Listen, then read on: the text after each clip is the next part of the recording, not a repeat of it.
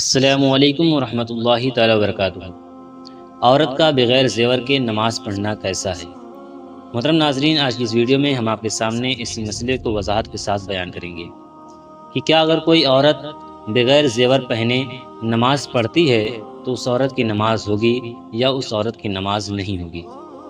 تو دیکھیں دوستوں، عورت کو نماز پڑھنے کے لیے زیورات سے آراستہ ہونا ضروری نہیں ہے، یعنی کہ زیور کا پہننا ضروری نہیں ہے، اس کے بغیر بھی نماز ہو جائے گی۔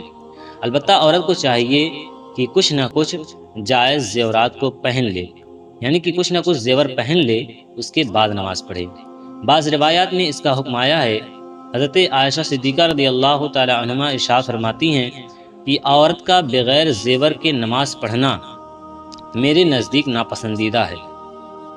فتاوی رضویہ میں ہے، یہ حدیث پاک میں ہے، رسول پاک صلی اللہ تعالیٰ علیہ وسلم نے حضرت علی رضی اللہ تعالیٰ عنہ سے فرمایا، اے علی، اپنے پردہ نشین خواتین کو حکم دو کہ بغیر گہنے کے، بغیر زیور کے نماز نہ پڑھیں۔